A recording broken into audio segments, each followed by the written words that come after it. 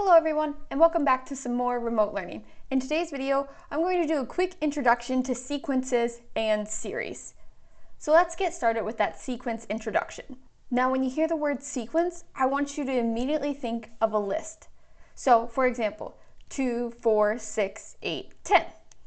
That's a list containing even numbers. Each number in a list is called a term, and the place in that list where each item falls is called the index.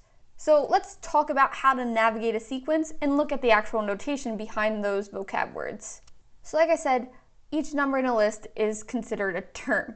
So we write our terms as a sub 1, that's the first term, comma a sub 2, that's the second term, then a sub 3, comma a sub 4, and so on. So a sub 1 is a term, and that 1 indicates the position in the list. So the index at that point is 1. And the index is usually denoted by some n. So I'm going to go up all the way up to a sub n and then continue on, where n is that index.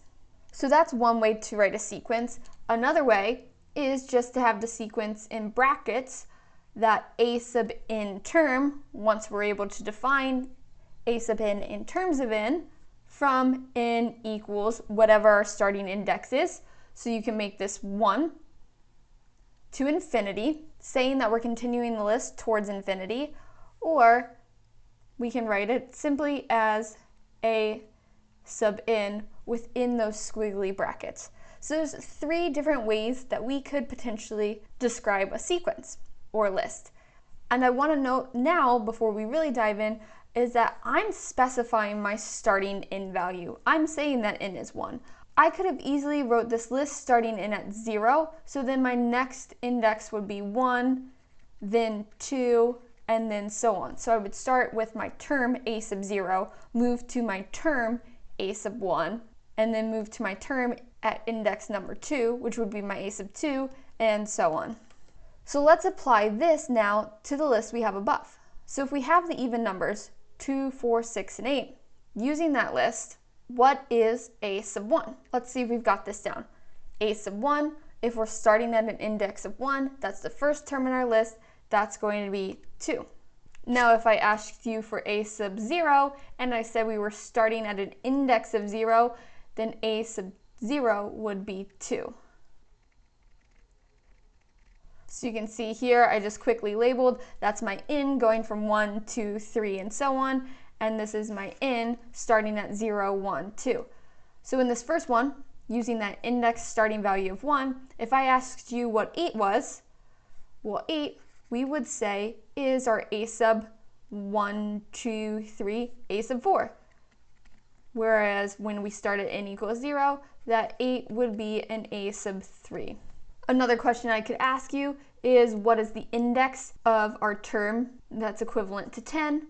Well, for this top part here, that would be an n value of 5, and when we're starting at n of 0, that would be an n value of 4. So that's the notation we use, and that's how to navigate a sequence. So let's talk about how to define a sequence. So we're going to be using 2 different ways to define a sequence. We're going to be using a recurrence relation and an explicit formula. And the recurrence relation is also known as an implicit formula. Those mean the same thing. So we're going to look at recurrence versus explicit. Now, recurrence is based on the previous term. So because a recurrence relationship is based on the previous term, in order to describe it, we need to know 3 different things. First, we need to know how our index changes.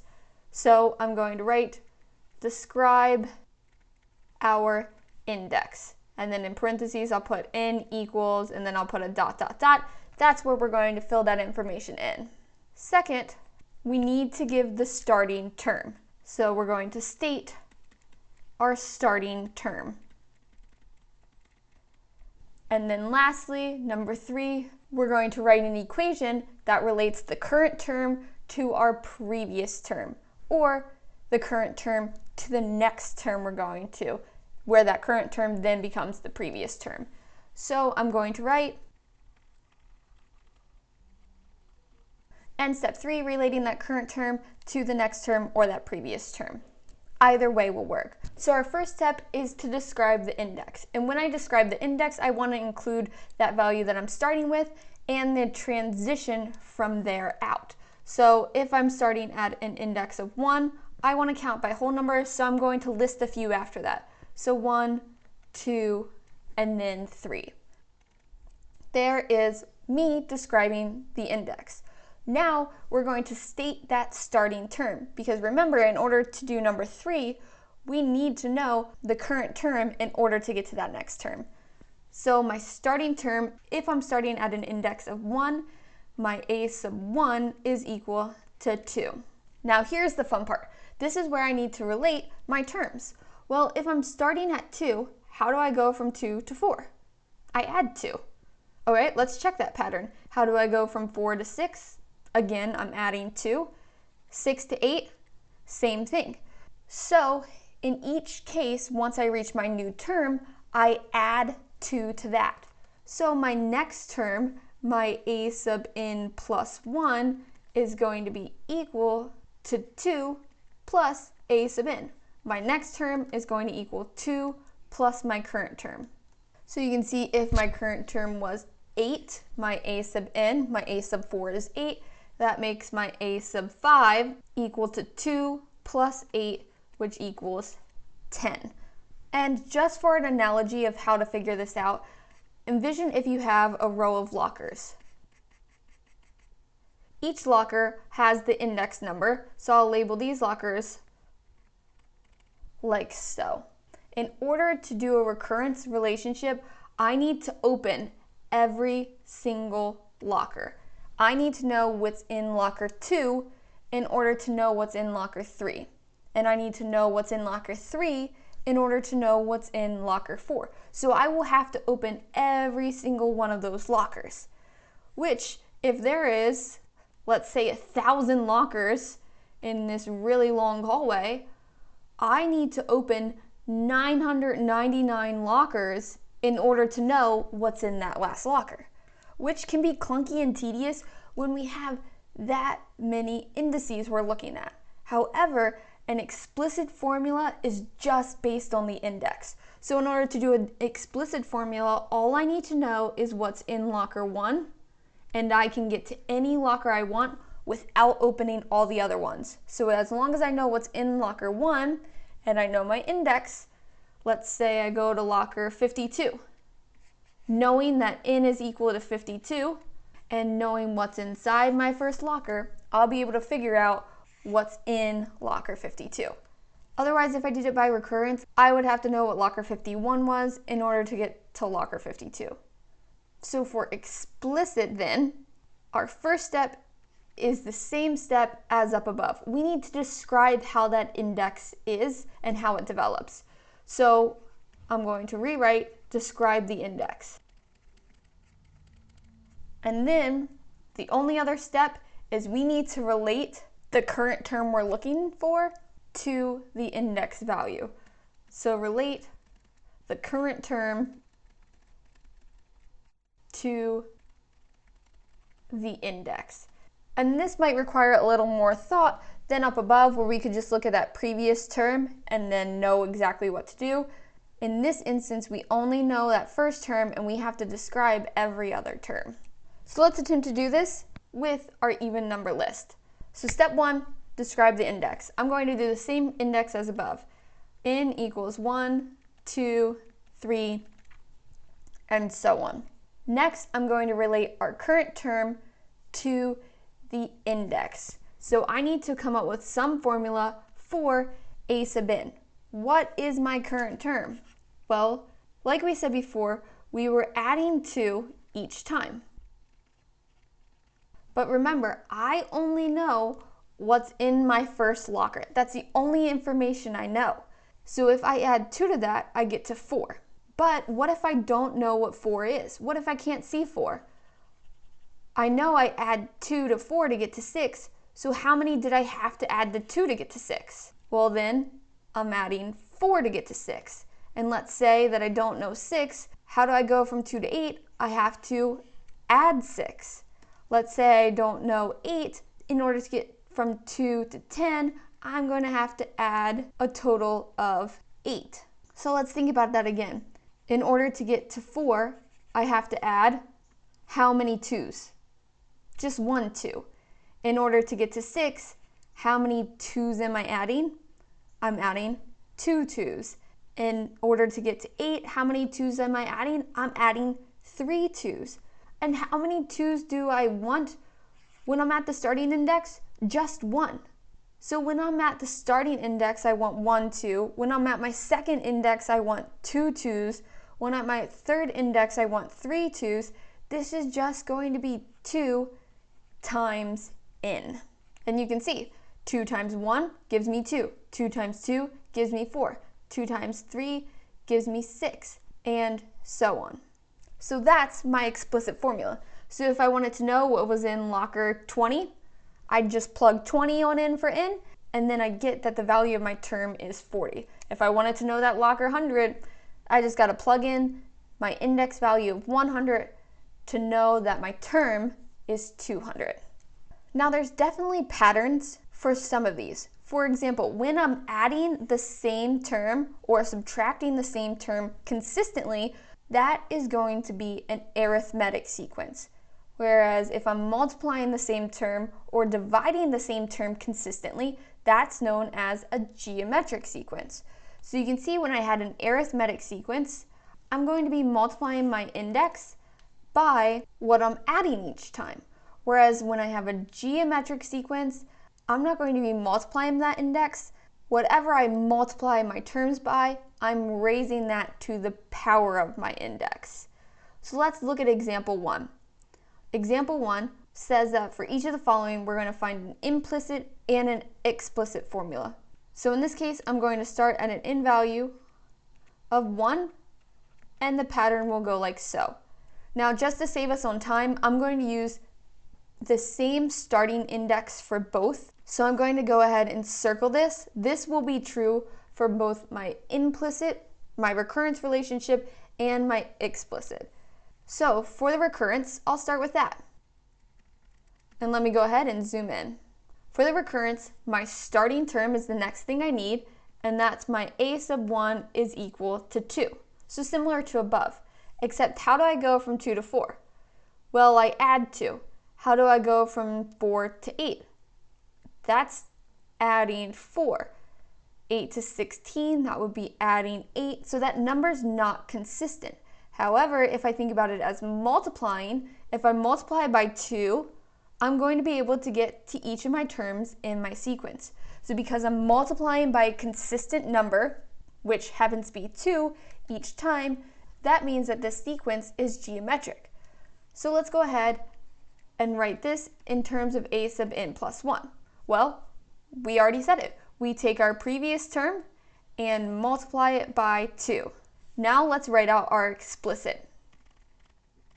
For our explicit, we don't need to specify that starting term. We just need to relate our index to the current term.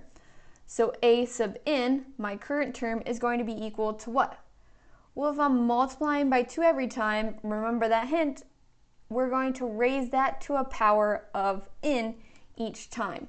So this is going to be 2 to the n, because notice in my first term, 2 to the 1 is 2. For 4, I want 2 times 2. That's 2 squared, that's second index. 8 is 2 times 2 times 2, or 2 to the power of 3, and this is indeed an n value of 3 by the time we get here. So if you look back up above when we did our arithmetic sequence, writing that recurrence relationship, we added that term, and then it was multiplied within our explicit. Whereas for geometric, that recurrence relationship gets multiplied and the explicit gets raised to the power of the index. Let's look at B. In B, we go from -1 to -5 to -9 to -13 to -17. There's a consistent number that we're subtracting in between each of those. From -1 to -5, we subtract 4. From -5 to -9, we subtract 4. And that's the same between -9 and 13 and -13 and -17. So just for the sake of time, again, I'm going to state that we're starting at an in value of 1 and continuing on up those whole numbers. And that's going to be true for both my recurrence and my explicit. Writing the recurrence first, because we're subtracting a term every time, we know that that's going to be an arithmetic sequence. Giving the starting term, my a sub 1 is equal to negative 1. And what am I subtracting each time? 4. So my next term is going to be my previous term minus 4. So now when I write my explicit, I know if I'm subtracting 4 every single time, by the time I get to my third or fourth term, I'm subtracting a given number of those 4s. So let's look at that explicit. We know our starting value is a negative 1. That's going to come into play here. So I'm going to have my a sub n, and my starting value is negative 1, but then I'm subtracting 4 to get to my next term. In order to go from negative 1 to negative 9, I'm subtracting 2 4s. In order to go from negative 1 to negative 13, I'm subtracting 3 4s. So negative 1 is going to be subtracted by 4 times n. However, look at this. If I plug in my in value of 1, a sub 1, assuming that I'm starting at that index value of 1, should be a negative 1. But when I plug in 1, I get negative 1 minus 4, which gives me a negative 5. So this formula is actually giving me this term here. So I want to start out by multiplying that 4 by 0. So as opposed to subtracting 4 times n, I'm going to subtract 4 times n minus 1. So now when I plug in that in value of 1 for both of these n's, a sub 1 is going to equal negative 1 minus 4 times 0, which is negative 1. Plugging in 2, a sub 2, which should be negative 5, is going to equal negative 1 minus 4 times 1, because 2 minus 1 is 1, which does indeed give me negative 5, and continue that on, and you'll see that pattern. And feel free to simplify this if you want. Negative 1 minus 4n plus 4 is going to be a positive 3 minus 4n, which, when we plug 1 in, if this is what a sub n is equal to, plugging 1 in, we do still indeed get our negative 1. So feel free to simplify this as 3 minus 4n.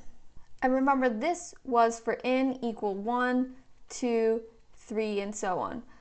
This might have actually been easier if I actually started my index at 0 and continued on, because then when I found my pattern, a sub n equals negative 1 minus 4n, I don't have to do any adjusting with an n minus 1, because plugging in 0 will give me my a sub 0, which my first term would be that negative 1. So you can see there's not just one way to define a sequence. Let's go on to the next one. In our last example, we have 1, 1/3, 1/9, 1/27, 1 over 81, and that continues on. What I like to do is I like to change any whole numbers into a fraction if the rest of my problem is in fraction form, because that allows me to pick up on the pattern. Let's go ahead and build this recurrence relationship first. And this time, let's switch it up. Let's start at an in value of 0. So starting at 0, describing my index, I'll go 0 to 1 to 2, and continuing on. My a sub 0, my first term, is 1 over 1, which is 1. If that's my first term, how do I go from my first term to my next term? A sub n plus 1 is going to equal what combined with some a sub n. In order to go from my first term to my second term, I multiply my denominator by 3. Second term to third term, multiply that denominator by 3, multiply the denominator by 3, and again. So multiplying the denominator by 3 is the same as dividing the overall fraction by 3. So in order to get my a sub n plus 1, I'm going to take that current term and divide it by 3. A sub n over 3. 1 divided by 3 gives me 1/3. 1/3 divided by 3 gives me 1/9. So this sequence is geometric because we're either dividing or multiplying. Dividing by 3 or multiplying by 1/3 to get to each of my other terms. Now let's write our explicit formula. In order to write the explicit, I'm also going to start at an n value of 0. And this will be helpful because I need to get a 1 in my denominator on my first term. And what raised to a power will always give me 1? That's some constant raised to the power of 0. So my a sub n is going to be, well, my second term, a sub 1, is just 1/3. My third term, a sub 2, is going to be 3 times 3, which is 3 squared. My fourth term, a sub 3, is going to be 3 times 3 times 3, 3 cubed. So this is simply 1/3 to the n. Or we can write this as 1/3 to the n. It doesn't matter because distributing that exponent through 1 to the n is always going to be 1. And then we still have our 3 to the n in the denominator, so we can write this either way, 1/3 to the n or 1/3 to the n. So now that we have a feel for how to define a sequence, in each of those terms above, I had ellipses, meaning that the sequence continued on. But what happens towards the end of that sequence? Does it go towards some finite number? Does it go towards infinity? Does it converge or diverge? Well, how do we know? We can take the limit. For a sequence, a list, we can take the limit to find out what it goes to. And I want to take the limit as n goes to infinity of my a sub n, that explicit formula that describes my sequence. That's what I want to take the limit of. I want to see as n goes towards infinity, what happens to a sub n in terms of n. So let's take a look and feel free to reference the explicit formulas from up above. Just looking at this, we can infer that 2, 4, 8, 16, 32, what is this going towards? It's going towards infinity. That's easy to infer and extrapolate from the first 5 terms of this sequence. It's very obvious what's happening. But if we want to use that limit definition, we're going to take the limit of, do you remember what a sub n was? That was 2 to the n as n goes to infinity. And this indeed does go towards infinity. Therefore, we say that it diverges. For the next one, this was the example from up above where we were subtracting 4 every time. And remember, for that one, we actually wrote 2 different explicit formulas. We wrote an explicit formula for when we started at an index of 1, and we wrote an explicit formula for when we started at an index of 0. We can use either one, and the same result is going to occur. Let's go ahead and use a sub n equal 3 minus 4n. So I'm going to take the limit of a sub n, so that's going to be the limit as n approaches infinity of 3 minus 4n. And what's going to happen? Well, this constant doesn't really matter because if we're subtracting 4n, n as we approach infinity goes towards infinity. Multiplying 4 by that still is going towards infinity, but since this is all subtracted, we go towards a negative infinity. But that is still diverging. So B diverges as well. Let's look at C. It's the same C as in example 1, except this time we're taking the limit of that explicit formula. And that a sub n was 1/3 to the n. So the limit as n approaches infinity of a sub n, 1/3 to the n, what happens to this? Well, let's just think about this logically. You can see those fractions are getting smaller and smaller and smaller. What's eventually going to happen? Those are going to go towards 0. And you can see that when we take the limit, this denominator approaches infinity. So because we have a constant over a denominator approaching infinity, our overall fraction is going to go towards 0. So we get a finite number that this sequence converges to. Therefore, this converges. Just so you get familiar with using converging and diverging. Now I threw in a couple examples just so we get practice with taking that limit. Notice that they're still in sequence form though. Within those brackets is my a sub n term. So I'm going to be taking the limit of a sub n. So I'm taking the limit as n approaches infinity of 4n squared plus 5n minus 9 all over 5n squared minus 6n plus 3. What's that going to be equal to? Let's think back to Calc 1, that highest power rule. What's our highest degree in our numerator? That's our n squared. What's our highest degree in our denominator? That's our n squared as well. So if we just have 4n squared over 5n squared, because those larger degrees are dictating the growth of our function, well, those n squareds would cancel out to leave us with 4/5. So this sequence is equivalent to 4/5 as n approaches infinity. Let's look at e. My a sub n is that 2n over n cubed minus 6. So I'm taking the limit of 2n over n cubed minus 6. And that's as n approaches infinity. What's higher, the degree of my numerator or the degree of my denominator? The degree of my denominator, it's a degree of 3, which means it's growing at a faster rate than the degree of 1. Therefore, my denominator is getting larger faster than my numerator.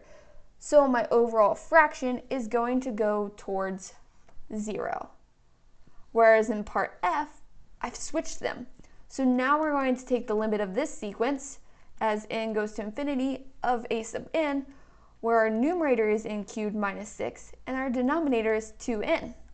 So if we think about this, that degree is now higher in our numerator, and because it's higher in our numerator than it is in our denominator, that fraction is going to continually get bigger and bigger. Therefore, this goes towards infinity. So we'll say that this one diverges, whereas up above, we converged.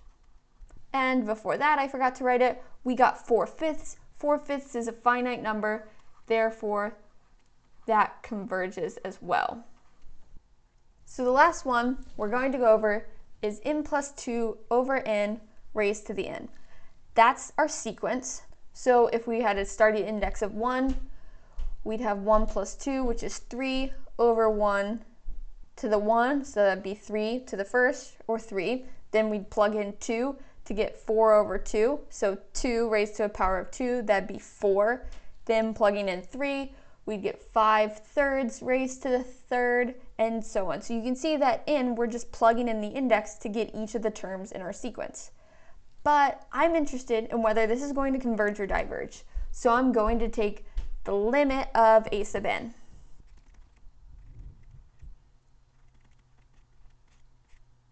Now this problem is going to be a little more in depth than the ones up above, because when we're plugging in infinity, notice in here, inside the parentheses, this would head towards 1 because my degrees match and those coefficients are 1. 1 over 1 is 1, but then I have 1 to the infinity.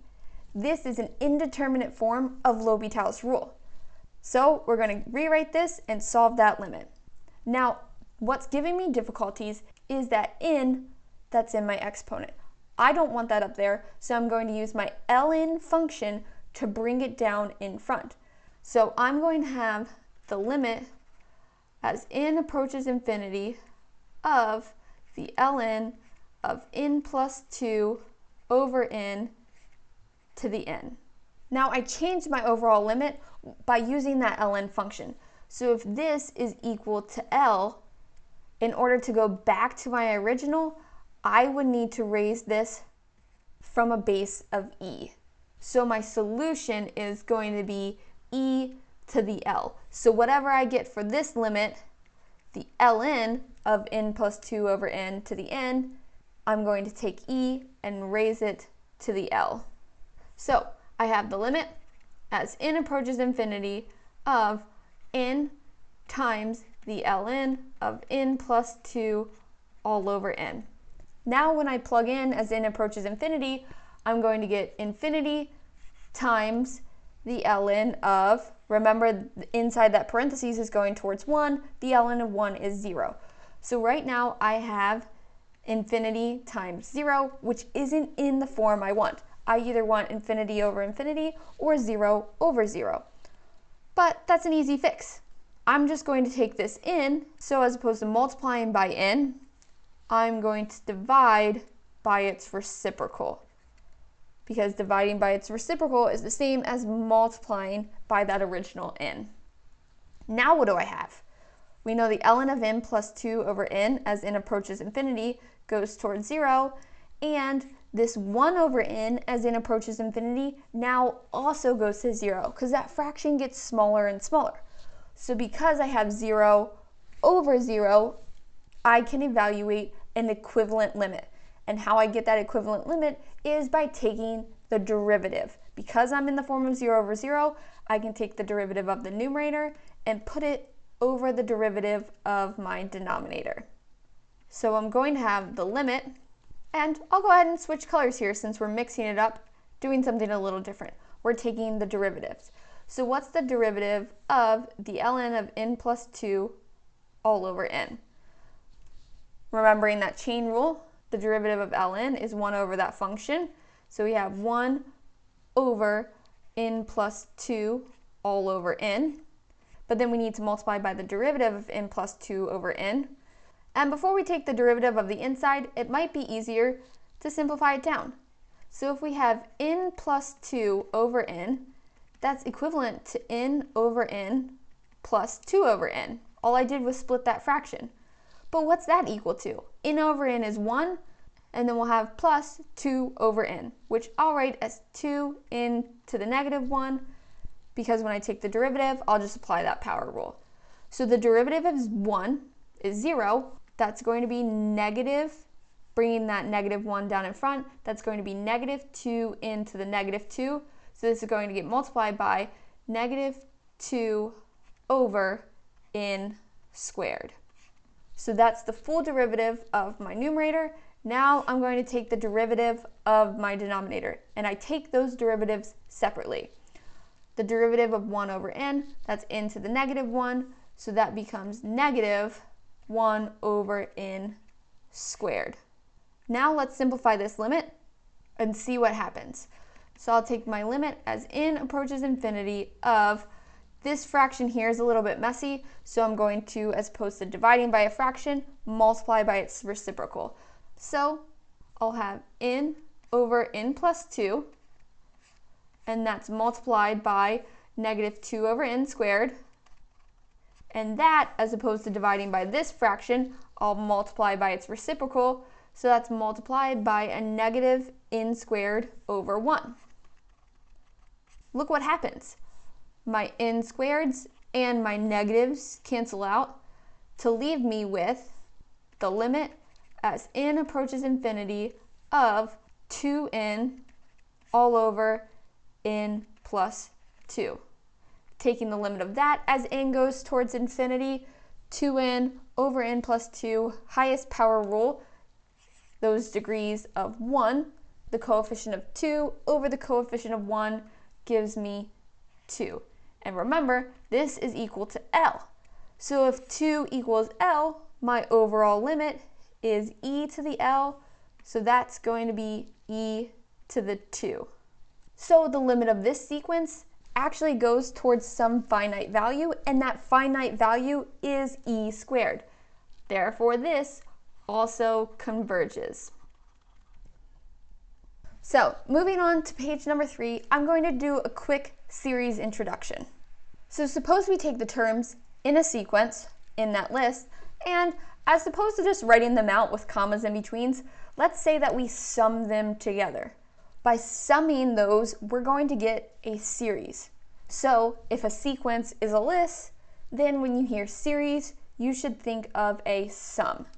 So if I have some sequence A1, A2, A3, and so on, that's a sequence, my list. But if I have A1 plus A2 plus A3 plus and so on, continuing on towards infinity, that's going to be the summation of, we'll say, a sub k. So whatever index value we're at, we're plugging that in for k, from k equals 1 to infinity. Now I didn't use an in here because sometimes we'll stop at a given index in, so I like to use k so we know that that's a different variable still relating to the indice because that's going to give us the term at that point in time. So our next big question would be, how do we know whether a series converges or diverges? And you might be thinking, oh, well, we can just do what we did with the sequence and take the limit. But we cannot. So I repeat, we cannot just take the limit and see what happens. In the next few videos, we're going to learn different methods for figuring out whether a series converges or diverges. Some of them do involve limits. However, we're not always going to come to a conclusion. So when we don't come to a conclusion, we move on to another method. And a few of the different methods we'll go over will be the divergence test, root and ratio test, an integral test, comparison test, and a few more. But with our current knowledge about sequences, would it be possible to turn a series into a sequence? Because if we can turn a series into a sequence, we can totally take the limit of a sequence, the limit of a list, and figure out what it goes to. So if we can take our sum, our series, and turn it into a sequence, a list, then we can take the limit. And this specific list that we're going to create is the sequence of partial sums, a list of partial sums. So let's take a look at how we would do that. So if we have this sequence up above with some general terms, a sub 1, a sub 2, a sub 3, and so on, we're going to say that our first term in our new sequence, I'm going to label that s sub 1, is going to be equal to a sub 1. Now my second term, s sub 2, I want that to be what happens when I plug in my next value of 2, which if I'm summing this, that's going to be a sub 1 plus a sub 2 is going to give me s sub 2. So this is going to be a1 plus a2. That's what happens when I go to a k value of 2. I take a sub 1 and add it to a sub 2. Let's say I want to go up to a k value of 3. Well, that's going to be a sub 1 plus a sub 2 plus a sub 3. So s sub 3 is going to be a1 plus a2 plus a3.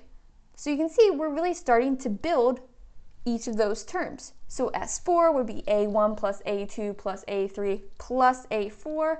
If we continue this on, S sub n is going to be A1 plus A2 plus A3 plus all the way up to whatever A sub n is at. So if we plug in n for k, we're going to see what A sub n is plus all those previous terms before. That's how that summation works.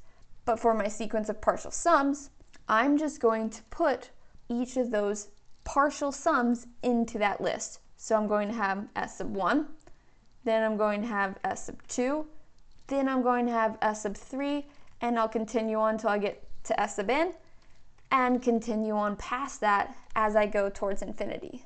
However, this s sub n, if it's in terms of our index n, that's going to be kind of like our explicit formula, except I have to warn you that these aren't always necessarily very clean formulas, but we can take that limit of s sub n. So we're going to take the limit of s sub n as n goes towards infinity to figure out what our sequence of partial sums goes to. And remember, our sequence of partial sums we made by using our series. So this, the limit of s sub n as n approaches infinity, is what the summation of k equals 1 to n of a sub k. We're taking the limit as n goes to infinity. So there we had it. We just turned that series into a sequence in order to find its limit. That's one method that we know how to use. Now, like I said, figuring out necessarily that explicit formula for s sub n is going to be a little difficult. So in example 3, we're just going to do the first 5 terms of each of these series and then make a conclusion based on that. Again, that s sub n will not necessarily be a nice clean formula or a formula that we're able to figure out. That's why we're going to use just the first 5 terms to help us predict. So let's jump into example 3a by writing out those first 5 terms and figuring out whether it converges or diverges. Let's first figure out s sub 1. S sub 1 is going to be what we get when we plug in a k value of 1. So that's going to be 1 over 2 to the first, which is 1/2. S sub 2 is going to be what happens when we plug in a k value of 2. So this summation, we start with 1, plug in 1, and then we go up to plugging in 2. So we'll plug in 1 and add that to plugging in 2.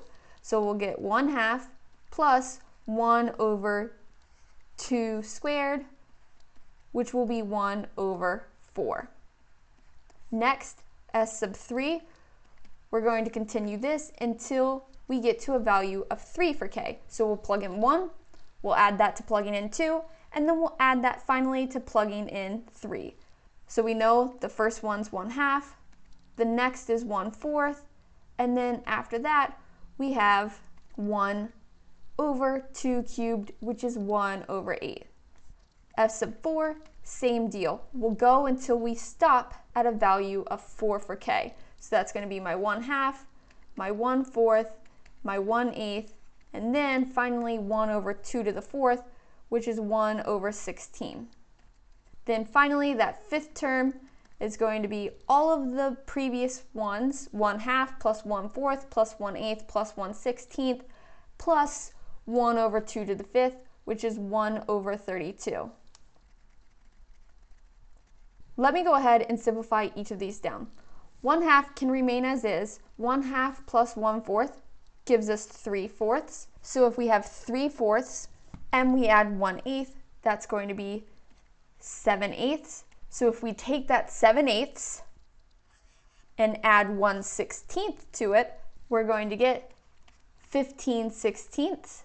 And then I'm going to take 15/16 and I'm going to add 1/32 to that to give me 31/32. So if I was to write these all out in the list, our S sub 1 is 1/2, S sub 2 is 3/4, S sub 3, 7/8, S sub 4, 15/16, S sub 5, 31/32. What does this look like it's going towards? 1/2, 3/4, 7/8, 15/16, 31/32. This is getting closer and closer to what value? It's getting closer and closer to the value 1.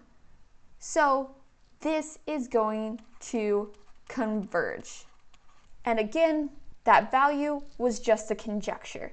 When we get into geometric series, because you can see that this is technically 1/2 raised to the k, 1 over 2 raised to the power of k is the same as 1 over 2 to the k.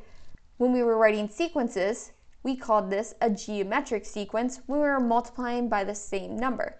When we're adding numbers that are being multiplied by the same number, that's going to be a geometric series. We're going to go over geometric series more in depth to where you will be able to find the exact number they converge to if they do converge. However, with our current methods, we wrote out the first 5 terms and it looks like it's going towards 1. In a few example videos, I'll be sure to do this same series and we'll see that we do indeed get an exact value. But regardless, this is going to converge. Next, let's do B. Let's write out the first 5 terms. S sub 1 is what happens when we plug in, look, our starting index is 0. So S sub 1 happens when we plug in our k value of 0. So the cosine of 0 is a positive 1. S sub 2 is going to be what happens when we go up to a k value of 1. Because we're starting at 0, we're going to a k value of 1 to get the first 2 partial sums. So plugging in 0, we know we get 1. Plugging in 1 times pi is pi, so the cosine of pi is a negative 1. So I'll have 1 plus negative 1. S sub 3, I know I have 1 plus negative 1, but what happens when I plug in 2? Because this was for 0, this was for 1, plugging in 2, cosine of 2 pi, I'm back to 1. So if we continue this pattern, when we plug in a value of 3, because we're on that 4th term and we started at 0, cosine of 3 pi is going to be a negative 1. So we'll get 1 plus a negative 1 plus 1 plus negative 1. And when we get to that fifth partial sum, we're plugging in another even number. We're plugging in 4, so we're going to be back to that right side of that circle if we're thinking about the unit circle in your head, which is going to be a positive 1 again. So this is 1 plus negative 1 plus 1 plus negative 1 plus 1. Let's go ahead and simplify these. 1 plus negative 1, 1 minus 1, 0.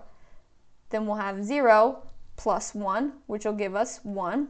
Then we'll have 1 plus a negative 1, which brings us back to 0. And then we'll have that 0 plus 1, which brings us back to 1. So if I was to write this out, s sub 1 is 1, s sub 2 is 0, s sub 3 is 1, s sub 4 is 0, s sub 5 is 1. If I continued this pattern on, you can see that it's going to continue to go from 1 to 0 to 1 to 0 to 1 to 0.